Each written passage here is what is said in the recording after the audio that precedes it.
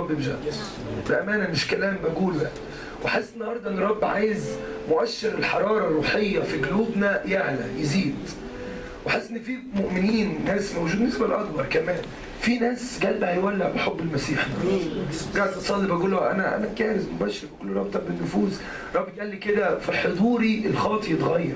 الموضوع مش بالزعاج ولا جحيم ولا رعب ولا كلام ده، لكن لما يعلن حضور الرب يسوع المسيح في وسطينا الكل يتشد ليه. هو اللي قال وانا متى ارتفعت اجذب الي الجميع. فعشان كده هنعليه قوي النهارده وهنكرم اسمه في وسطينا بشكل غير عادي. هقول فكره وبعد كده نرجع نصلي واكمل مع حضراتكم. هنرنم اكتر كمان، مش هوعظ قوي يعني. عايز ناخد فرصه صلاه. تحبوا ولا مش تحبوا؟ انتوا بتحبوا ايه؟ عايز تحبوا نعمة الرب. عايز اقول لكم في حاجه غريبه بتحصل في الحياه الروحيه مرات كتيره قوي. بعد فتره بيكون قلبك مولع نار، فجاه تحس ان الموضوع يعني النار غابت والحماس والغيره دي، حاسس ان في حيطه سد واقفه، حاسس ان انت مقيد مش عارف تاخد خطوات جديده، رجليك مربوطه. عايز اقول لكم يجب ان نؤمن بالمرحليه في الحياه الروحيه. يعني ايه؟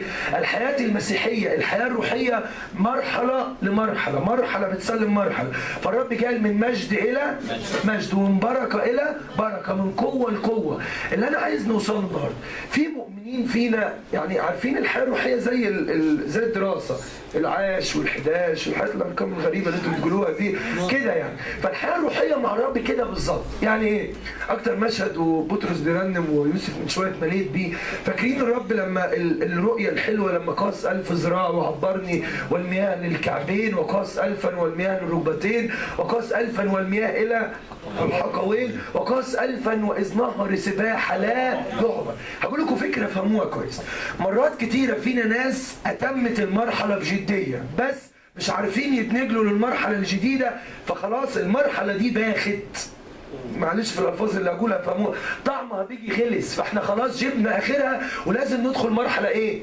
جديده. اقول لكم اول مره نزلت بحر تقريبا كنت مش فاكر امتى، زمان قوي، وانا يعني كنت في الكشاف عندنا في مصر، وكنت انا العريف اللي هو رئيس الفريق يعني.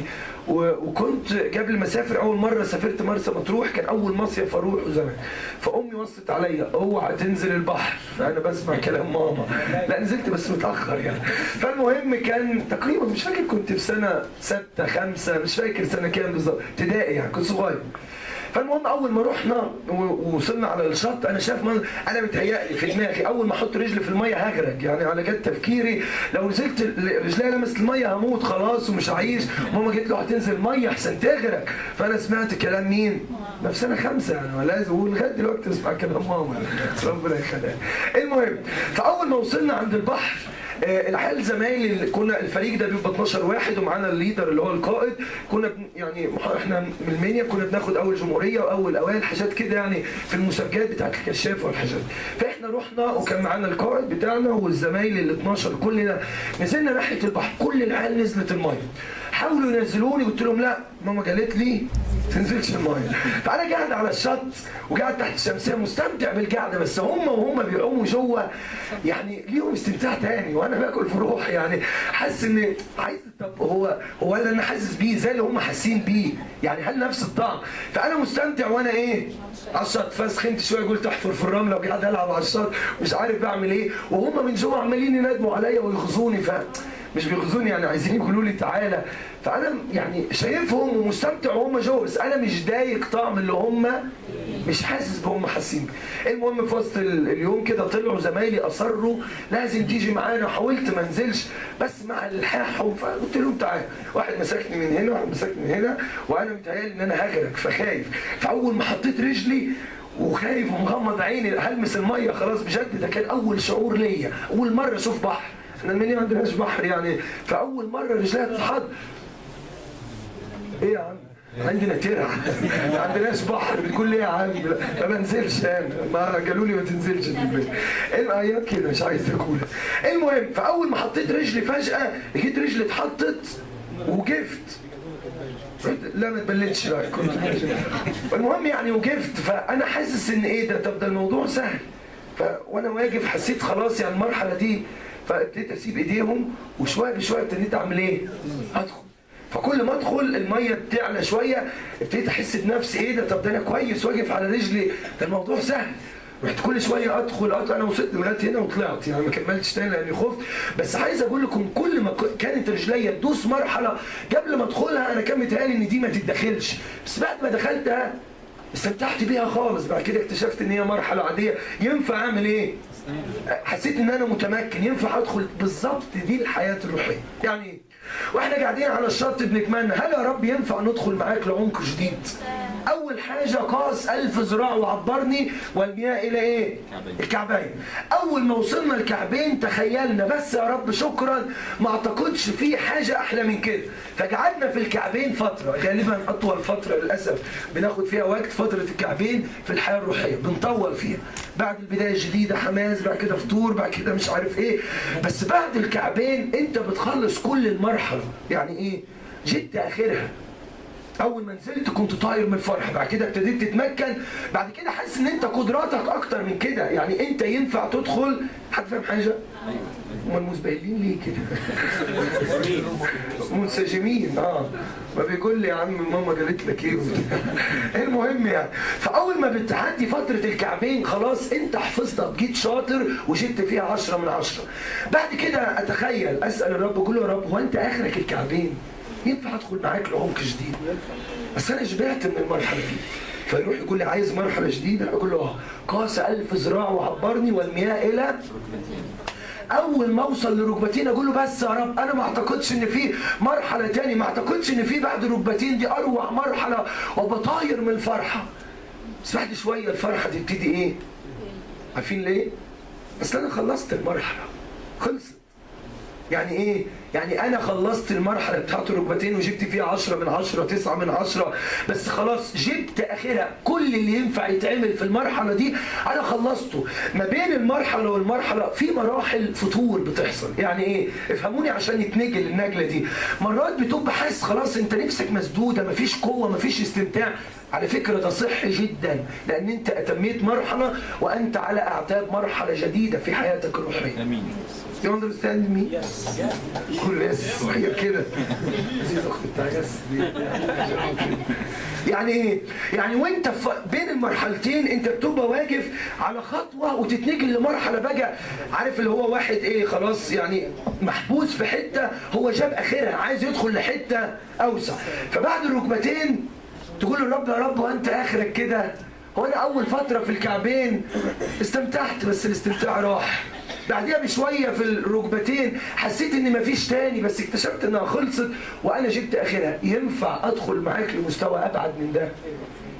يقول انا ادخلك لمستوى ابعد من ده. قاس 1000 ذراع وعبرني والمياه الى الحقوين. انا متاكد مرحلة الحقوين دي بقى للناضجين مع الرب أكتر مرحلة بتطول. مرحلة الحقوين بعد الكعبين في البدايات. فينا ناس دخلت للحقوين وافتكرت، قالت ياه أنا مش مصدق نفسي، فين زمان لما كان آخر الكعبين وبقعد أشوط المية كده، بعد شوية دخلت للركبتين فالمية زادت ومستمتع. بس وأنا في مرحلة الحقوين ما أعتقدش ممكن يكون في حلاوة تاني بعد المرحلة دي. تطول شوية في الحقوين بس ليها آخر. أصل مرحلة، والحياة الروحية هي حياة عبور ومراحل. فأنت خلصت مرحلة الحقوين من الآخر كده.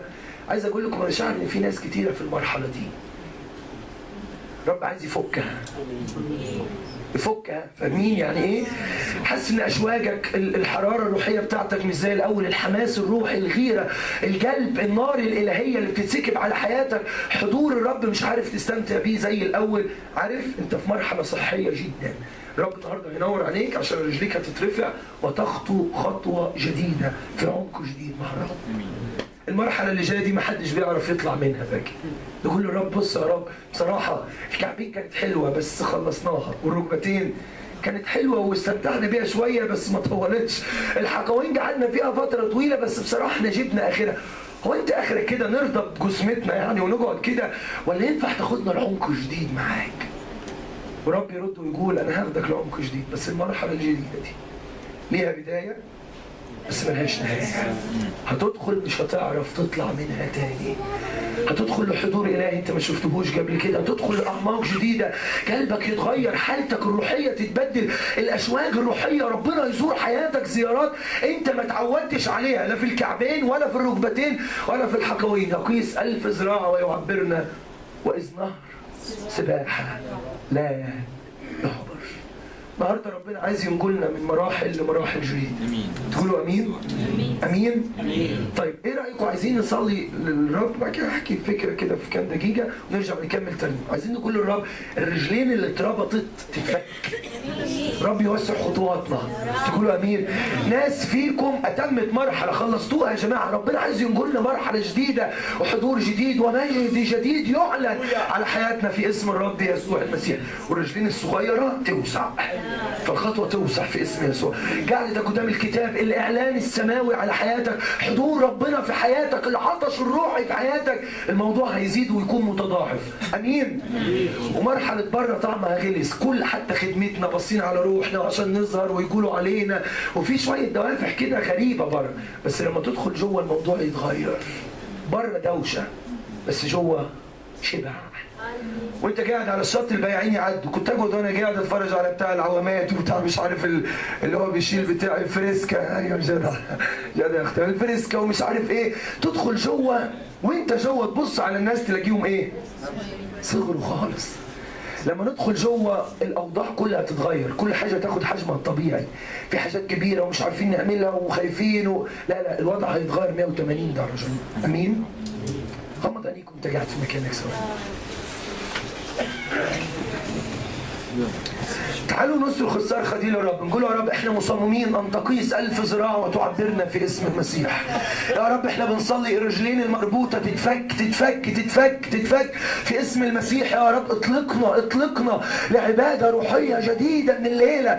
يا رب الموضوع مش بكتر الكلام ولا ضغط المشاعر ولا الانفعالات، الموضوع نحن نريد اعماق جديده في اسم المسيح. انا عايز اقول لكل اخواتي اللي موجودين، انت موجود النهارده بترتيب سماوي مش صدفه. الله جابك لانه هيقيس 1000 ذراع ويعبرك في اسم المسيح. يعني رجليك مربوطه واقفه عند ركبتين، ربنا هيفكك في اسم يسوع. يعني مربوط عند ركبتين وعند الحقوين، إذ نهر سباحه لا يعبر. واحنا بنصلي ومغمضين عينينا نقول له قيس 1000 ذراع وعبرني يا رب، قيس 1000 ذراع وعبرني. غمض عينيك، مش عايزك تشتغل باي حد ولا اي حاجه. صلي معانا كلمات ترنيمه اللي هيرنموها اخواتي واحنا في محضر الرب.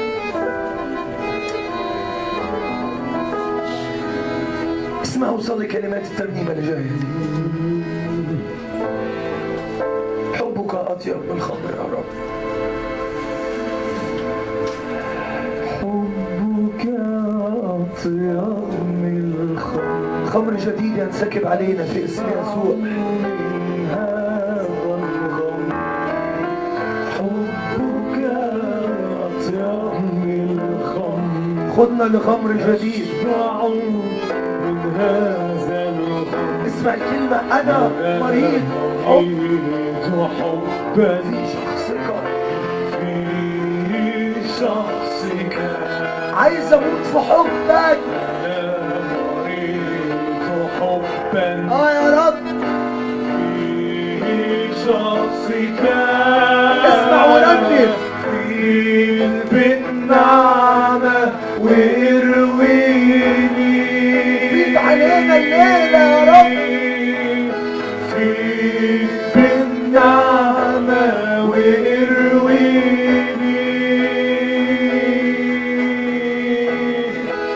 اسمع لي شوقي وحنيني. مين عايز يدخل للعمق؟ قول معايا. أنا أول واحد.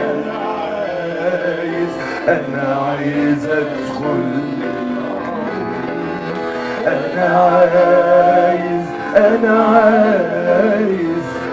عايز أدخل مياهي عند الكعبين، مياهي عند الكعبين. هنم بحماس معانا وكله أصرخ لإلهي.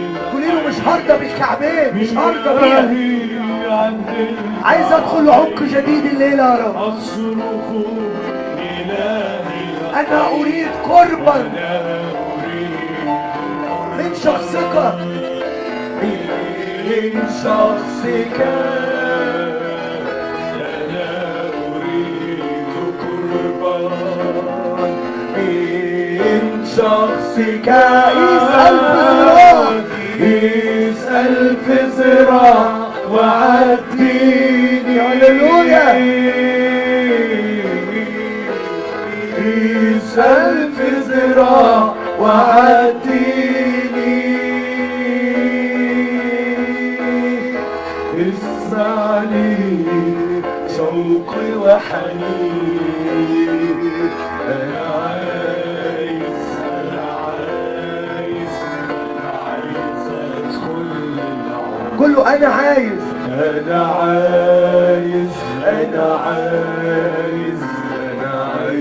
أدخل. وانت بتصلي معايا قول له يا رب انا بعلن حضورك الليله يا رب. يا رب مؤشر الحراره بتاعت حالتي الروحيه يتغير في اسم يسوع. انا بصلي مستوى حرارتي الروحيه قلبي يولع بحبك النهارده يا رب. عطش جديد واشواق جديده ليك في اسم المسيح يا رب. النهارده نور جديد اعلان جديد ياتي من السماء علينا. نقولنا يا رب نقله جديده. فكنا ادينا كتير بنخدم بس حاسين في حاجه غلط يا رب. نريد عبور جديد في اسم الرب يسوع. مراحل جديده. يمكن فينا ناس بدأت جديد مع الرب. كله عايز امشي معاك في نهر سباحة.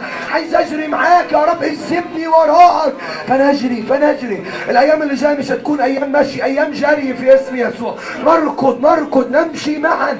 هنجري وراك يا رب. هنجري مش هنرضى نسكت، مش هنرضى نقف في اسم الرب يسوع المسيح يا رب. اشكرك لان نجلات جديده هتحصل النهارده. اشكرك لان اثناء الكلام تاتي نار من السماء يا رب تولع قلوبنا بحبك والقلوب تلتهب بحبك يا ابن الله الحي. قلوبنا تدوب فيك يا رب. نمرض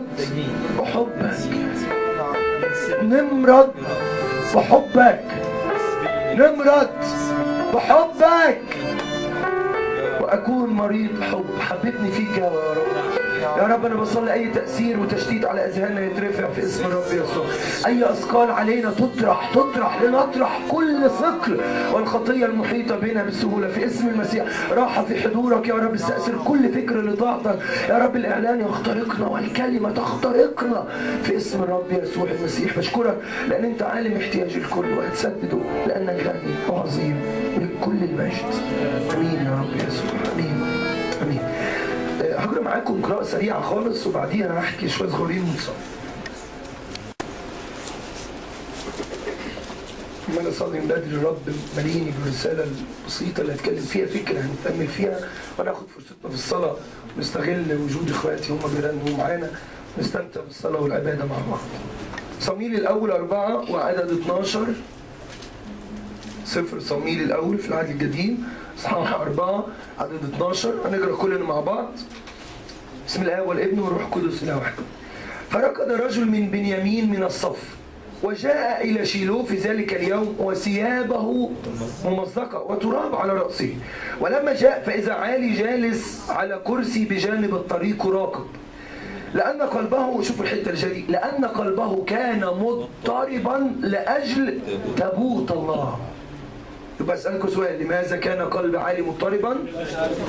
اسم يسوع الذكاء ده انتوا لا بجد صح يعني. لأن قلب انتوا حافظين يعني. لأن قلبه كان مضطربا لأجل تابوت الله. ولما جاء الرجل ليخبر في المدينة صرخت المدينة كلها.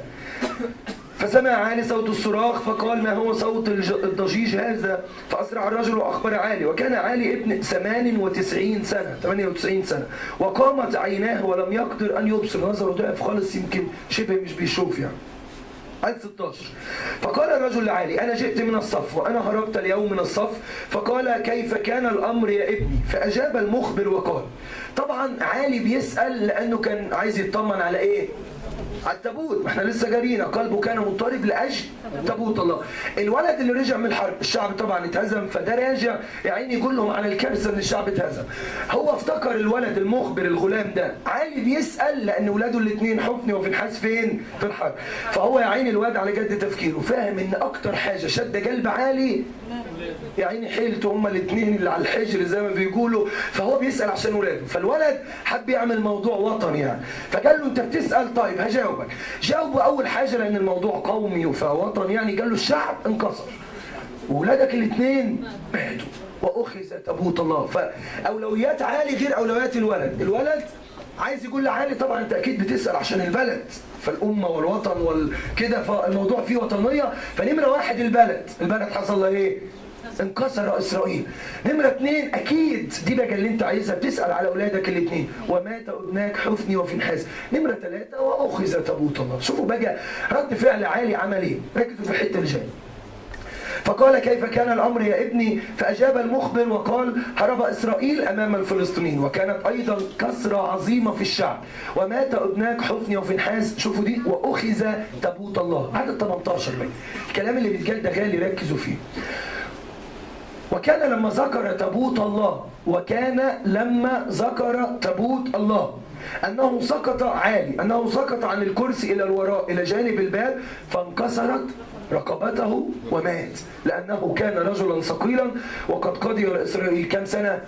40 سنة. سؤال، علي مات لما عرف إن أولاده ماتوا ولما التابوت اتاخد؟ بس يلا نكمل بسرعة اللي بعديها. وكانته يعني مرات ابنه امرأة فنحاس كانت حبلى تكاد تلد، حامل بس لسه مش وقت الولادة يعني.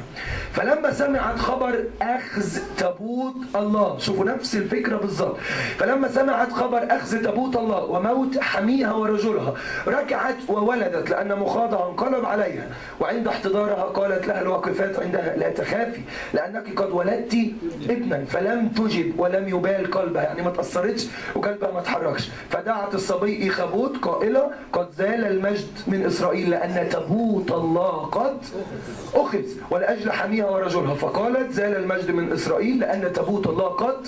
هنكمل. عايز أسألكم، عالي مات علشان التابوت يتاخد ومرات فنحاس ولدت قبل ميعادها وماتت علشان التابوت.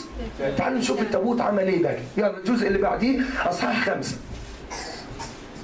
اصحاح 5 صموئيل الاول اصحاح 5 من عدد 1. هنكمل القراءة مع بعض. فأخذ الفلسطينيون تابوت الله وأتوا به من حجر المعونة إلى أشدود. وأخذ الفلسطينيون تابوت الله وأدخلوه إلى بيت داجون. داجون ده كان إله بيعبدوه الفلسطينيين، هم كانوا بيعتبروا إنه إله الحصاد وإله المطر في الوقت ده. إيه شكل الإله التمثال ده؟ الجسم جسم سمكة والإيدين والراس بتوع إنسان. فالجسم بتاع سمكة وراس وإيدين إيه؟ إنسان. خدوا التابوت ودوه فين؟ عند إلههم المعبد بتاع إله داجون. وأخذ الفلسطينيون تابوت الله وأدخلوه إلى بيت داجون وأقاموه بقرب داجون. شوف الحتة اللي جاية. وبكر الأسديون في الغد وإذ بداجون ساقط على وجهه إلى الأرض أمام تابوت الرب. عندي في الكتاب اللي أنا باخد فيه الخلوة أنا بشخبط فيه عن كتير كده عامل دايرة وكاتب هللويا حتى الأصنام تخضع أمام حضور الله. شوفوا الكلمة الكتاب وضحها أمام تابوت الرب. اقروها تاني. وبكر الأسديون في الغد وإذ بداجون ساقط على وجهه إلى الأرض أمام، يعني إيه؟ كل واحد عارف مكانه صح. سقط قدام تابوت الرب أمام تابوت الرب. فأخذوا داجون وأقاموه في مكانه. نكمل. وبكروا صباحا في الغد وإذ بداجون ساقط على وجهه على الأرض أمام تابوت الرب. تاني مرة. ورأس داجون ويداه مقطوعة على العتبة بقي بدن السمكة جسم السمكة فقط، لذلك لا يدوس كهنة داجون وجميع الداخلين إلى بيت داجون على عتبة داجون في أشدود إلى هذا اليوم. يلا ركزوا معايا بقى بسرعة في الفكرة الصغيرة اللي عايز أحكي. اتكلم فكرتين صراع. أنا قريت الجزء ده لأنه كبير فركزت في القراية عليه، لكن جزئين هتكلم فيه. الجزء اللي قريته جزء تاني ما قريتوش. هتكلم معاكم فكرة سريعة عن المن وفكرة تانية عن حضور الله. المن، ما هو المن؟ فاكرين ايه المن؟ زمان الشعب وهو في البرية لما طلعوا من أرض مصر، فاكرين؟ تاهوا في البرية كم سنة؟ 40 سنة. وهم في البرية في برية سينا تايهين راحوا تزمروا على الرب لموسى. قالوا له يا موسى هو أنت طلعتنا أنت وربنا عشان تجوعونا؟ ده احنا كنا في مصر بناكل أحلى، يا عيني ولا كانوا بيشوفوا الأكل، كانوا يشموا ريحته بس. بناكل أحلى أكل. فين أكل مصر؟ بصل مصر وكرات مصر وبطيخ مصر وجرجير مصر، ما اعرفش كان في جرجير ولا لا، يعني المهم يعني. فالشعب كانت كل مشغوليته بنفسه عايز ياكل. فموسى راح للرب قال له يا رب الشعب عايز ياكل. قال له يا موسى لو عايزين ياكلوا هخليهم ياكلوا لغايه ما يشبعوا، الاكل يطلع منين؟ هيطلع من كل حته. المهم فاكرين اول حاجه الرب بعتها المن جه منين؟ الرب ارسل ليهم المن والسلوى. المن اول ما نزل كان بينزل من السماء، والشعب يلموا الصبح كل يوم يصحوا بدري قبل ما الشمس تطلع ياخدوا المن اللي يكفيهم اليوم كله، لا يزودوا ولا يقللوا، خدوا كفايتكم بس ايه ما تحوشوش يعني والكلام ده. اول مره في خروج 16 تقريبا اول مره الشعب شاف المن كان منبهر بيه. افهموا الفكره. فاول ما شافوه ايه ده؟ كان طبعا المن ده صناعه سماويه. ولا تقول لي الخباز اسمه ايه اللي هنا؟ اسمه ايه؟ شلتاوي. احنا بنعمل دعايه اعلانيه للاخ شلتاوي. ولا تقول لي مين خباز؟ اروع شيف، اروع خباز في الوجود، بايده الكريمه الحلوه تبارك اسم الرب. الرب هو اللي عمل المن. فهل في ايد بشريه عملته؟ مفيش اي ايد بشريه لمسته. كان بينزل من السماء للارض والشعب يعمل ايه؟ يلتقط وياكل. فاول ما الشعب شاف المن كانوا طايرين من الفرحه، وقالوا عنه كلمه، قالوا عنه رقاق بعسل. رقاق، عارفين رقاق يعني حاجة كده رقيقة، حاجة حلوة، رقاق بعسل. فالشعب أول فترة كان طاير من الفرحة. لفت الأيام، سفر العدد أصحاح 11، ركزوا معايا شوفوا الليفل بيعمل إيه، المستوى بيعمل إيه، بينزل. نفس الشعب على نفس المن اللي في يوم من الأيام قالوا عنه رقاق بعسل، لفت الأيام وقالوا عنه قطائف بزيت. قطائف طبعا مش قطائف رمضان، لا كان في رمضان ولا شعبان ساعتها. قطائف يعني عجين كده معجن، يعني اتخيلوا المنظر من رقاق لايه؟ عجين، شويه حاجات معجنه كده، من رقاق بعسل لقطائف بزيت. اسف التعبير، اردأ مستوى بقى وصل له الشعب. قالوا عنه كرهت انفسنا الطعام سخيف. المن لفت الايام واصبح سخيف. سخيف. اللي في يوم من الايام قالوا عنه رقاق بعسل، اللي في يوم من الايام قالوا عنه قطائف بزيت، تحول المن في حياه الشعب الى طعام سخيف. هسأل سؤال اللي مركزين، هل الكواليتي الكفاءة والنقاوة بتاعت المن اتغيرت؟ هل المقادير اللي بتتعمل بيها المن اتغير؟ لن يتغير المن. مين اللي اتغير؟ الله يبارك يا اخي، الشعب هو اللي اتغير. المن زي ما هو، اللي بيعمله هو الطريقة حتى مستوى الطهي بتاعه زي ما هو بالظبط، لن يتغير المن. عارفين مين اللي اتغير؟ الشعب هو اللي اتغير. الشعب اتغير. ففي يوم من الايام كان المن رقاق بعسل، اصبح المن طعام ايه؟ ركزوا معايا في الفكره اللي جايه. في مؤمنين وصلوا للحاله دي ان المن تحول في حياتهم الى طعام سخيف. يعني ايه؟ حضور الله، عمل الله، الخلوه، الكلمه، الصلاه، المكتوب، الخدمه، الشهاده، التسبيح، الافراح، عمل الله، المن، المقدسات تحولت في حياه مؤمنين الى طعام سخيف. فالخلوه دمها تجيل، والصلاه يا ابوي بالعافيه، ويجي الاجتماع تجيل على قلبي، طب الوعظه يا عم دوبيطو. المن اصبح طعام سخيف. هقول تعبير وانا بعتذر، اردأ مستوى ممكن المؤمن يوصل له ان يتحول المن الى طعام سخيف. يا عايز اسال نفسي واسال كل اخواتي وانا اولكم، ازاي يا نفسي وصلت للحاله دي ان المن اصبح طعام سخيف؟ ازاي يا نفسي وصلت لحالة المن اللي في يوم من الايام كنت بشوفه بطير من الفرحة، التسبيح اللي كنت بدوب فيه، الصلاة اللي ما كنتش عايز اخلصها، الكتاب اللي كنت بقراه في السنة مش عارف كام مرة وادوب في وسط سطوره، المن اللي كنت بعشقه في حياتي للأسف تحول الى طعام سخيف. أنا بصلي في اسم يسوع إن المن يرجع ياخد طعمه الأصلي في حياتنا. تقولوا أمين؟ يا رب كل حاجة اتغيرت في حلقي يتغير طعم المن من تاني ويعود المن إلى رقاق بعسل. أرجع أستمتع بحضور الرب، أرجع أستمتع بالصلاة والكلمة والترنيم والأفراح، ومش هنرضى أن يكون المن طعام سخيف. أمين؟ أمين. هتفهم حاجة؟ يقول لكم دايما احلى حاجه كله بيعمل كده مش عارف ليه يعني. عايز اقول لكم النهارده ربنا عايز يعمل نقطه التحول دي.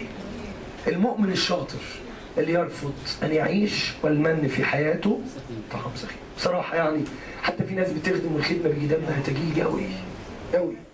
عارف ليه؟ اصل المن سخيف. سخيف. يا رب غير طعم المن من تاني يا رب. رجعنا نشتهي المن اللي كنا بنشتهي، رجع السبل القديمة بتاعت زمان، رجع الطرق اللي كنا بنتقابل فيك بيها يا رب فيها معاك، ويرجع الطرق اللي كنا بنعرف نستشعر حضورك فيها من تاني. فالرب عايز يخلي المن يرجع زي ما كان زمان. فاكر زمان وفاكر لما بديت مع الرب من جديد قلبك كان مولع. يا رب قلوبنا تولع بيك من تاني. تقولوا امين؟ ومش هنرضى ان المن يكون قطائف بزيت، لا قطائف ولا كنافه، ولا هنرضى ان المن يكون طعام مش هتنازل الا ان المن يكون رقاق بحسن. امين؟ كل يوم نستمتع بهذا الحضور الالهي. نمره واحد، المن لا يتحول الى طعام سخيف، رب يحفظنا في حضوره. نمره اثنين، هتكلم فكره عن حضور الله بسرعه، ودي اللي هنركز فيها في الصلاه كمان شويه. عايز اقول لكم حضور الرب غالي غالي. في كنايس وفي اجتماعات بنعمل كل حاجه، بس تحس ان في حته ناقصه. صلاه بنصلي كويس وباخلاص، ترنيم بنرنم، وخدمه ودراسه وتلمذه، بنعمل كل حاجه، بس بصراحه الايام دي كلنا ككنيسه عامه ينقصنا شيء واحد، الا وهو حضور الله. دي الحته اللي هتغير ملامح المنظر كله. دي الحته اللمسه الاخيره اللي هتخلي الطابلوه ينور ويلمع. طبعا واحد يقول له ربنا مش موجود، لا، الله حاضر. كل الكون في حضور الله تبارك اسمه. انا مش بقصد ان الرب يجي ويكون حاضر، انا بقصد حضور الله يعني اظهارات لهذا الحضور، اظهارات بنفوس تخلص، معجزات تحصل، ناس تتلمس وترى المسيح شخصيا. نحن نريد ان يعلن حضور المسيح بقوه في وسطنا.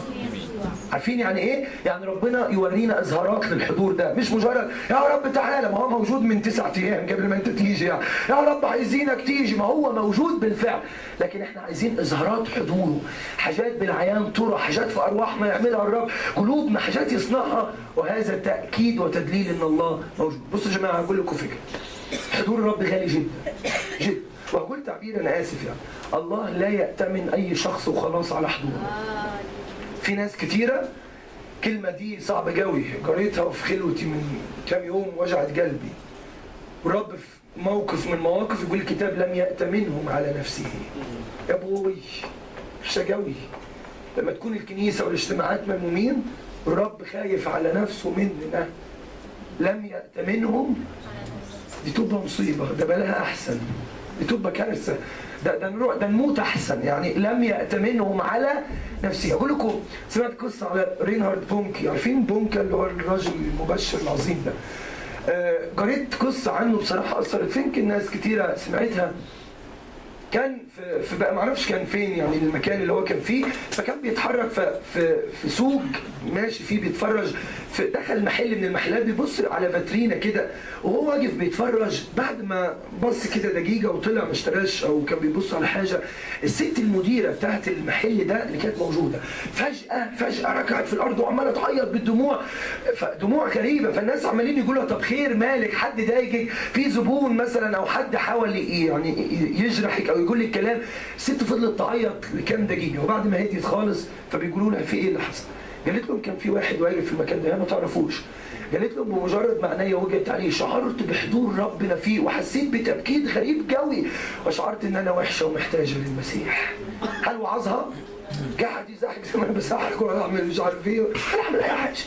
حضور الرب كان تجيل على حياته. جماعه هو ده اللي انا بقصده، ان يعلن فينا حضور المسيح بقوه.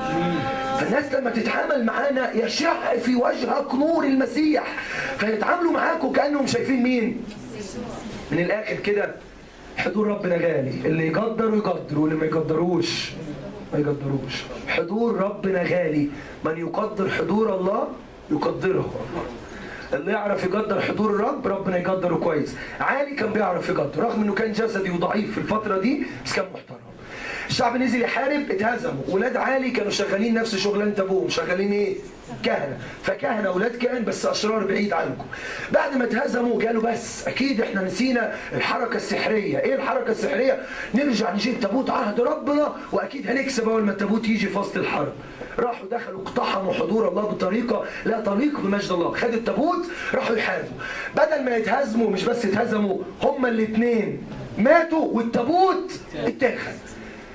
الفلسطينيين دول كانوا محترمين جدا لانهم عارفين ان قوه حضور الله الشعب ده هم ما يعرفوش حاجه، بس هم عارفين ان البتاع ده مرعب، فبلاش نلخبط ولا نعمل حاجه غلط. احنا عارفين مصدر قوه شعب اسرائيل في البتاع ده، فافضل حاجه ان احنا لا نوديه في بيت حد ولا نعمل حاجه، ناخده نوديه عند مين؟ الاله بتاعنا. فهم طبعا فكروا فكره ذكيه، وبالفعل كانوا اذكياء. قالوا داجون ده الهنا، والبتاع ده التابوت ده بتاع اله اسرائيل، فاحنا نحط الاثنين الهه والشاطر اللي يكسب، مالناش دعوه ونطلع احنا بره الايه؟ الموضوع. حطوا التابوت جنب داجون. فجاه ثاني يوم الصبح جون، شوف يا اخي حضور الرب ايه ده؟ حلو. لجوا داجون على مش على ظهره، على وشه، على وشه في الارض، والكلمه زي ما جرينا امام تابوت الرب. يعني صعب عليهم ازاي الاله بتجاوموه، نفضوا له هدومه، معلش ما تزعلش، يمكن شويه هوا كانوا جامدين عليك ويطبطبوا عليه وقدموا له شويه ذبايح كده، اتبسط يا داجون وافرح يا داجون. مشيوا، وتاني يوم اللي اصعب منها بقى، واذ بداجون ساقط على وجهه، رقبته مكسوره وايديه مكسوره. وعايز اقول لك على حاجه، الاصنام تسقط امام حضور، الاصنام تسقط. داجون يسقط امام حضور الرب. ده اللي انا عايز اوصله. الخاطي المقيد مش لازم نقعد نزعج ولا نعمل، لكن حضور الله يقتحم قلبه. الناس اللي قاعدين لاسنين مش عارفين نعمل معاهم ايه. صدقوني ياما في النهارده دي اللي فاتت دي شباب قالوا ربنا في كنيستكم، ربنا موجود هنا. اخ لما الرب يسوع يأتمن على حضوره. علي كان شاطر. اول ما المخبر جه يسال علي كان قلبه مولع نار عشان الايه؟ علي كان ذكي جدا، رغم انه كان جسدي وضعيف في الوقت ده، ولاده بيعملوا الشر وما كانش عارف يرجعهم عن الشر ده، لكن كان عارف علي طول ما التابوت موجود البلد في خير وامان وربنا راضي عن شعبه. لو التابوت اتاخد تبقى مصيبه. فاول ما جه الولد علي بيقول له ايه الاخبار؟ خير طمني. فعلي بيسال عشان الايه؟ والواد كان خيبان. قال له يا عيني الشعب اتهزم يا عم، مش مهم، ولادك ماتوا يا عم في 60,000 سلامه، بس الاهم انا عايز اللي جاي دي. قال له وتابوت الله قد اخذ. بيقول الكتاب ولما ذكر ان تابوت الله قد اخذ، قاعد علي على الكرسي بتاعه، كان يا عيني ثقيل في الجسم، ورجع لورا كده، نزل على راسه، رقبته اتكسرت، مات. علي كان عنده شعار، يا التابوت يا إما أموت، يا التابوت يموت، يعيش في حضورك يا بلاها أحسن. في ترنيمة في مصر بتقول إيه؟ عمري يسوى من غير حضورك. يعني إيه؟ إيه لازمة الخدمة؟ إيه لازمة الكنيسة؟ إيه لازمة سايب بلدي وهنا أو بيتي أو أسرتي أو ملهاش أي طعم لو التابوت مش موجود. إيه عمري يسوى؟ فشعار عالي، يا التابوت يموت. ايه رايك تيجي نخلي ده الشعار؟ قول يا التابوت يا اخي في اسم يسوع، ما تقولش يا التابوت يا التابوت، تقول امين. النهارده الرب هيأتمن على حضوره. ومرات فنحاس كانت محترمه بامانه، كانت مؤمنه حلوه. اول ما عرفت كانت حامل بس لسه وقت الولاده، اول ما عرفت ان التابوت اتاخد مخاضه انقلب عليها، ولدت قبل ميعادها. فالناس اللي جنبيها قالوا الف مبروك، اللي خلف ما ماتش، انت جبتي. هم مفكرين زعلانه عشان جوزها مات. قلت لهم ده انتوا خيبانين. اول ما سمعت ان تابوت الله قد اخذ مخاضه انقلب عليها، ولدت وسمت الولد ايخابود. يعني ايه كلمه ايخابود؟ قد زال المجد.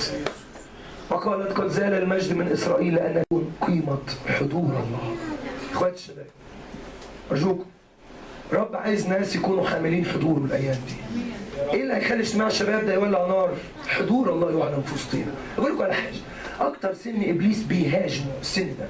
يا عيني تساؤلات ومفارق طرق وناس داخله على قرارات وحاجات صعبه. اكتر ناس كانوا بيموت معجزات القيامه اللي عملها المسيح، 2 منهم كانوا شباب زي الورد، والعذر كان كبير عنهم سن صغير. ال3 يعتبروا ايه؟ شباب. ابنك يايروس شاب، ابن ارمله نايين شاب، العازر كان ايه؟ كان شاب. عايز اقول لكم ابليس عايز يموت الشباب اللي فينا، الطاقه بدل ما تكون للرب تكون للعالم. عشان كده اكتر اجتماع ممكن يحارب هو الاجتماع، رغم ان اجتماعات الصلاه بتتحارب، بس الاجتماع ده بالذات لانه فيه قوه. عشان كده الرب يسوع قال له ايها الشاب. كان على فكره المسيح كان عارف اسمه، اكيد كان ممكن يقول له اسمه، صح ولا لا؟ ده مش هو اللي سماه، ده هو اللي رقم عظامه عنده، كل عظمه في عظمه ليها رقم عند الرب. بس شوف الرب ما قالوش يا فلان قوم، ايها الشاب. الطاقه والشباب والقوه لك اقول قم. رب عايز يكوننا من موتنا النهارده، وبدل ما نكون ميتين نكون حاملين حضور مسيح. عندنا في مصر عاده مش حلوه، هي يعني عاطفيا بتبقى كويس، بس يا رب غير العاده دي. في الجنازات لما يروح يدفن واحد من الكنيسه لغايه العربيه اللي هو بتودي البتاع ده، فيبقوا شايلين الايه؟ الصندوق. فلما الناس جرايب معارف الميت يحبوا يعني يجاملوا العيله وبتاع، كل واحد يجري يحط كتفه تحت الايه؟ تابوت ويقول هنجامل هنشيل. ايه رايك؟ تيجي تحط كتفك بس مش تحت تابوت ميت، تحت تابوت عهد سيد الارض كلها، وتكون حامل حضور المسيح. حضور الرب هيعمل كل حاجه. عايز تتغير؟ حضور الله هيغيرك. جلد موسى لما كان يدخل الخيمه ولا فوق على الجبل ينزل وشه يعمل ايه؟ ينور يلمع. يعني من كتر الحضور الناس مش عارفه تبص، وانت فيك ايه غريب عننا. فمن كتر حضور ربنا كان بيغطي وشه بايه؟ برقه. حضور الرب يخلي الفوارج اللي بيننا تتشال. عارفين يونسان احب داود كايه؟ احب داود كنفسه، وقلب يونسان تعلق بقلب داود. ده حضور الله. حضور الرب يحمينا. يحمينا صح. فاكرين لما الملك ارام كان بعت جيش عشان ياخد اليشع على انه كان بيعرف الخطط اللي بيعملها؟ اول ما اليشع صلى قال له يا رب حضورك افتح عينين الغلام. فاول ما عينين الغلام اتفتح حس بحضور الله، شاف الجبل كله محاط بمركبات وخيل من نار جاي من السماء لحراسه مين؟ ليش؟ حضور الرب يغير كل حاجه في الحياه. حضور الرب يميزنا. المؤمن مميز. مميز. عارفين اكتر ميزه عند المؤمن ايه؟ فاعلموا ان الرب قد ميز تقيه. الرب يسمع عندما ادعوه. فاكرين لما موسى وهارون اتكلموا على موسى وعلى مراته، على مريم، اسف، هارون ومريم اتكلموا على مرات موسى. الرب ظهر لهم قال له لا اتكلموا على اي حد بس موسى بالذات اوعى واحد منكم يقول عليه تلت التلاته كان. وقال لهم الرب كل واحد يعرف مكانه. من منكم نبيا للرب، اللي عامل فيكم نبي يعني. اصل هي قالت ما احنا انبياء يا اخويا زينا زيه ما حدش احسن من حد. الرب قال لهم لا اوعوا الروس تتساوى هنا، اصل ده حامل حضوري. من منكم نبيا للرب بالرؤيا استعلن له، في الحلم اكلمه. ده اخركم. أما موسى عبدي، شوف دي بقى، أما موسى عبد موسى خيركم فهو أمين في كل بيتي، وجها إلى وجه يعاين وأتكلم معه كما يكلم الرجل. حضور رب يميزك. في الشغل مميز، هنا مميز، في الخدمة كلمات بسيطة بس الموضوع يعني كلمات بسيطة بس الموضوع بيدور. بصوا يا جماعة من الآخر احنا عايزين نقع في عرض ربنا عشان التابوت يرجع تاني. امين. هنقول يا رب لو التابوت ما رجعش على كتافنا، وفي ناس بتحاول تشيل تابوت الرب على اطرافها، لا التابوت لا يحمل على الاطراف، التابوت يوضع على الاكتاف. تشيله كده تقول له يا رب انا هكون من ضمن حاملي حضورك في المصدار، في عمان، في الاردن، في الزرقاء، في كل المنطقه اللي انا بعيش فيها، واحمل حضورك الايام الجايه. فتحرك وكأن المسيح يتحرك فيا. ايه رايكم؟ حلو حضور الرب. بصراحه انا عمال اصلي واقول له يا رب طب نعمل ايه يعني؟ الرب قال ينقصنا شيء واحد، نرتاح في وسطكم. جماعه مشيئه الله ان يكون حاضر في وسط شعبه، ومش حضور انه الله كليه الحضور، لكن ان يظهر حضوره لنا. عارفين ليه الرب طلع الشعب من ارض مصر؟ قال موسى روح قول له اخرجتكم من ارض مصر ليه؟ لاسكن في وسطكم يقول الرب. الرب زهق عمال يكلم موسى على الجبل يعني نفسي في الشعب يا موسى، مش عايزك انت بس، عايز الشعب كمان. قال له قدس لي ارض كده، عايز نضيف لي مكان يا موسى عشان اجي وارتاح فيه ويكون كل الشعب يرى حضوري. بس اكبر مشكله حضور الله غالي مش هينفع نتجابل معاه بحالتنا دي. فاكرين لما الرب قال لموسى انا هجيلكم على الجبل قدس الشعب جهز الدنيا، الجبل عمل ايه؟ دخل. الشعب اول ما شاف كده طلع يجري قالوا لموسى بص روح انت كلم ربنا وتعالى اعمل ايه؟ ده ربنا طلع صعب قوي، ده الموضوع يخوف، احنا خربانين وحالتنا صعبه، لا نستطيع ان نحتمل مجد الله في حياتنا، مجد التجيل حصير. فقالوا لموسى روح انت حكي مع ربنا وتعالى قول لنا اتفقتوا عليه، واللي انتوا اتفقتوا عليه هننفذ وما تخافش. فينا ناس كتير عاشت بالمبدأ ده، بس الرب عايز يتقابل معاها وجها لوجه. مين؟ امين. الرب عايز يتقابل معانا وجها لوجه. مش هناخد حضور الله من الناس، لكن نكون نحن حاملين حضور الله. التابوت يرجع هنا. لما حضور الله يجي الاصنام كلها تعمل ايه؟ بصوا يا جماعه الدنيا دي كل واحد ليه مكانه فيها. الكبير اللي فوق الكل، لما الكبير يجي اوعى من السكه. محدش تاني يقف في وشه. هل في حد يقدر يقف في وشه؟ أنا بصلي الأيام اللي جاية أن يكون هذا المكان موضع راحة للرب. ويأتمن الرب هذه الكنيسة أكثر وأكثر على حضوره في اسم يسوع. يأتمن الرب إخواتي الخدام وكل الشباب اللي موجودين، ربنا يستأمنك على حضوره. لو ربنا حس إنك مقدر قيمة حضوره مش هيخاف منك، بالعكس ده هيديك حضوره. لو طلبت حضور الرب برخاوة مش هتشوفه، لكن كل ما تقول يا رب هموت واشوف حضورك، هموت وحضورك يقعد البحر، انا عطشان للتابوت، انا عايز التابوت يرجع تاني يستقر على اكتافنا، وطول ما التابوت هنا احنا في سلام وامان ونفوس بتخلص والمؤمنين بيتبنوا والناس بتثبت وتتغير ويكون الرب راضي على شعبه. يا جماعه التابوت موجود الرب مبسوط، التابوت مش موجود الرب مش مبسوط. ايه رايك؟ هل حاسس ان التابوت موجود في حياتك الان؟ هذه الليله ليله رد التابوت، ليلة رد الاعتبار. الرب هيرد اعتبار. امين؟ في آية بتقول لماذا أنتم ساكتون عن إرجاع الملك؟ لماذا أنتم ساكتون عن إرجاع التابوت؟ هيرجع التابوت. تابوت غالي. فاكرين داوود كان عايز يرجع ليه؟ التابوت يرجع. فاكرين اسمه ايه اللي سند التابوت ده؟ عزة. فاكرين الراجل لما سند التابوت؟ عايز اقول لكم حضور الرب ده غالي، اللي مش مترتب ومش متنظم صح والدنيا تمام ارجوك اطلع بره الملعب لان الموضوع كبير. امين؟ هنخدم الله خدمه مرضيه بخشوع وتقوى. هنخدم الله ونحن حاملين حضوره، هنعيش للرب يسوع ويكون هدف وحلم حياتنا ان نكون حاملين حضور المسيح. سؤال، الرب لما يملاني بحضوره عايز يشتغل، هيشتغل بمين؟ بيا. عايز نفوس تخلص، هتخلص من خلال مين؟ من خلال. طب هسأل سؤال أصعب، الرب عايز يعمل معجزات، هيصنعها بمين؟ بيا. عارفين ليه؟ بس هو مش خايف مني، بس هو بيأتمني على حضوره. صدقوني الأيام اللي فاتت كنت ببكي الدموع بقول له ائتمني على حضورك. ياما ناس بتخدم، بس الرب بيخاف من خدام على النفوس. بقول له أرجوك اعمل معروف، ما تخافش مني على الناس يا رب، ائتمني على حضورك، ائتمني على تأثيراتك وأعمالك اللي بتعملها في قلوب الناس، ائتمني لحضورك يعلن يا رب في حياتي في كل. جماعة أنا عندي إيمان إن النهارده قول آخر كلمة وصلي بعدين. في ناس منكم ربنا هيحول حياتها 180 درجة. امين. حضور الله هيعدل المقلوب اللي باظ، ربنا هيصلحه في اسم يسوع. الدنيا اللي خير بتدي لها فترة كده والتجل اللي عليك رب يزيله في اسم يسوع وتنتعش بحضور الله. ورب هيستخدمك. مين؟ معرفش ليه شايف كده صورة في قلبي. حاسس ان الرب هيأتمن الناس بقوة في وسطيكم، في ناس هتستخدم استخدام رهيب الأيام اللي جاية. بجد، زمان لما جيت للرب كان انا ما كنتش بفهم اي حاجه في اي حاجه في الحياه المسيحيه، انا كنت خاطي خالص وحتى الكتاب ده ما فهمش فيه حاجه ومش حافظ انا الذي كنت ضار. اول ما جيت للرب دخلوني في كل الخدمات، يعني طبعا حاجه مش كويسه بس للاسف نفعت معايا اشكر ربنا. فدخلوني في الموسيقى، ادخل يعني في الاجهزه والحاجات دي، ودخلوني في المسرح بتوع المسرح والتمثيل والترنيم وكل حاجه يدخلوني، عايزين نعمل اي حاجه عشان عندي طاقه رهيبه، فعايزين يعني ايه كده. لفت الايام لن انسى الشباب الراعين دول، انا كنت اصغر واحد في المجموعه، كنت اخر واحد جاي للرب في الوقت ده يعني. افتكر ناس ميلوا عليا في وداني، ولن انسى واحده كبيره هي ربة اسره دلوقتي جيت لي على فكره انت الرب هيستخدمك هتربح نفوس كتيره للرب. انا اللي كنت بعمله في الوقت ده كنت بشيل السماعات، عارفين السماعات دي ما كانتش بتبقى ثابته، لا كنت في الكنيسه بتاعتنا اكتر من طابق اكتر من دور، كل مره اروح اجيب السماعات واجهزها عشان الفريق يجي يرنم.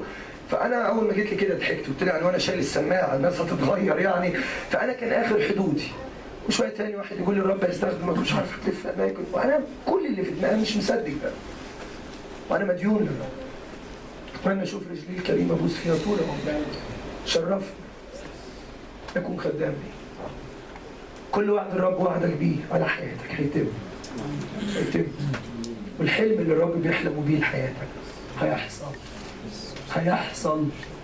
أنا بوعدك بنعمة الرب يسوع هيحصل. الأيام اللي جاية الرب هيطلق ناس في اسم المسيح، زي ما موسى صلى لنفتالي قال له اشبع رضا وامتلئ بركة من الرب وأملك الغرب والجنوب.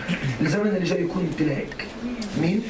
فاكرين الرب وعد موسى، بس مين اللي دخل الأرض؟ يشوع.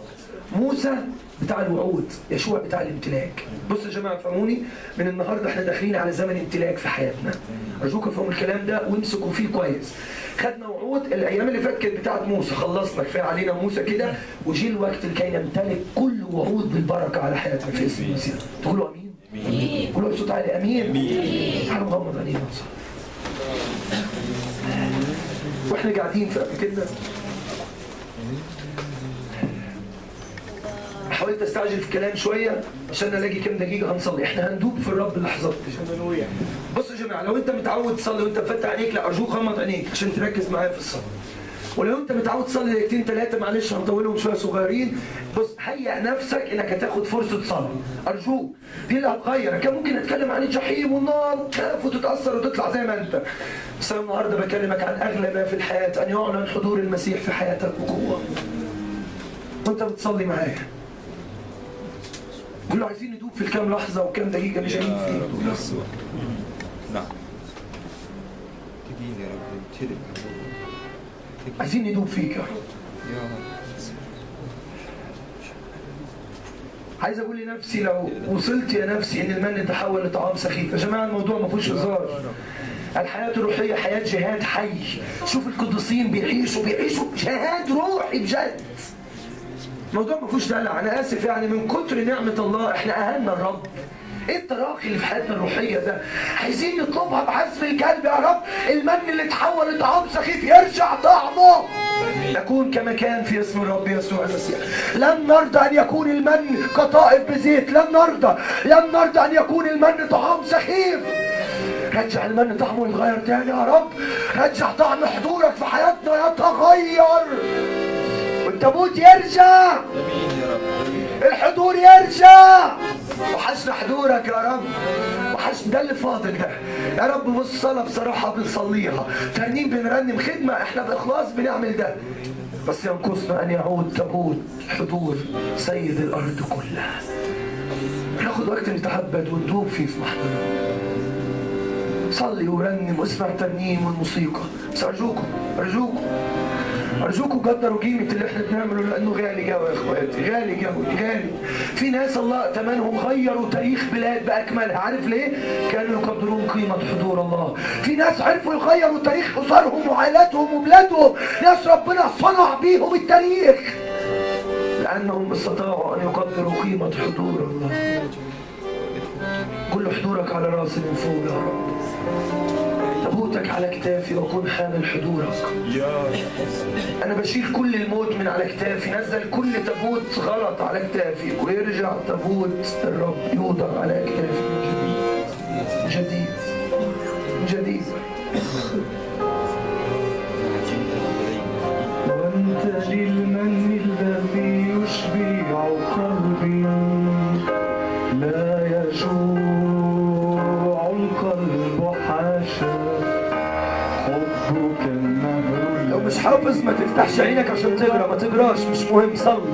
نفسي لا تحتار عطشا، فيك ما أرجو أكثر.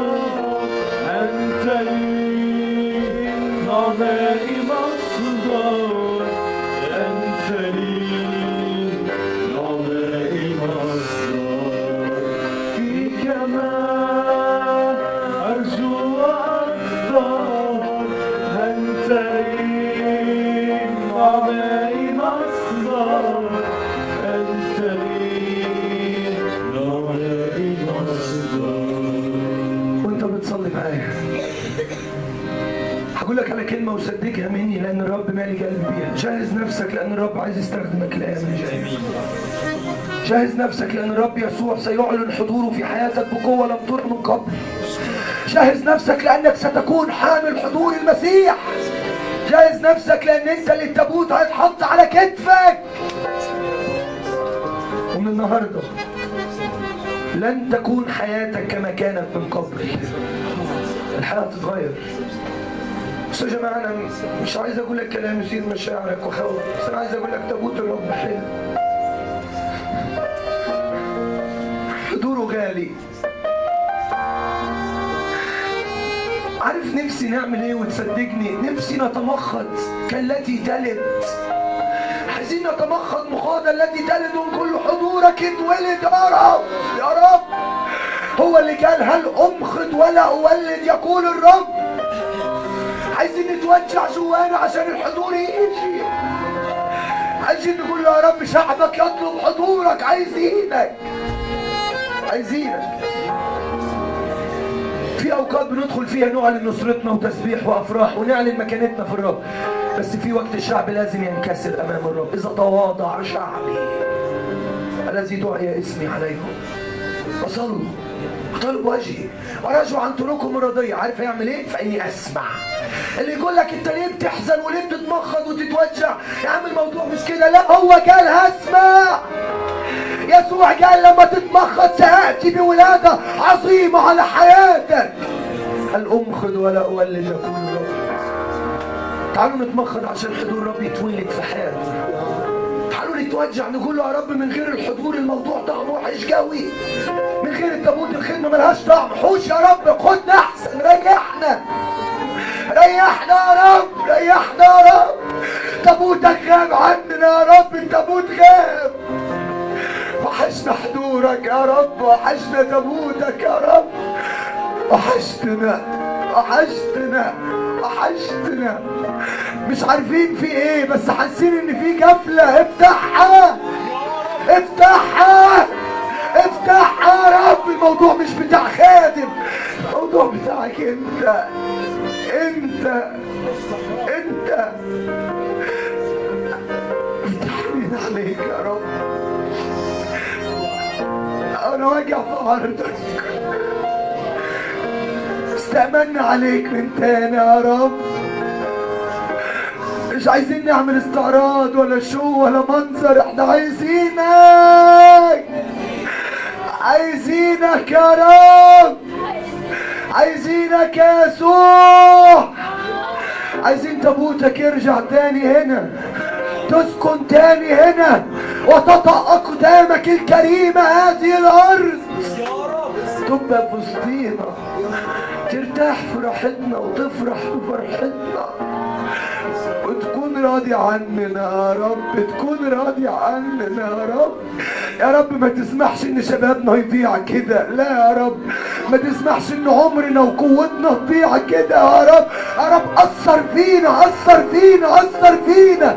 غيرنا في هذه الليله يا ابن الله الحي. يا رب انا بسأل زياره من الروح القدس للاجتماع النهارده، زياره من الروح القدس، قلوب تلتهب، الدموع اللي مكتومه تنزل تنزل، والصراخ يطلع، ونصرخ لك ونصرخ لك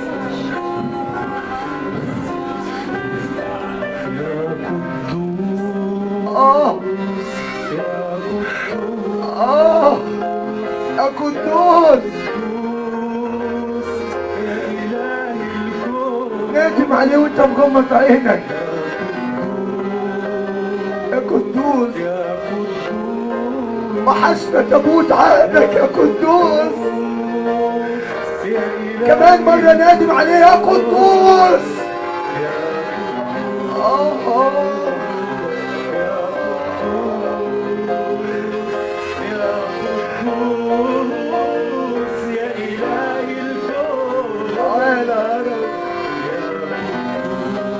يا قدوس يا قدوس يا إلهي الكون.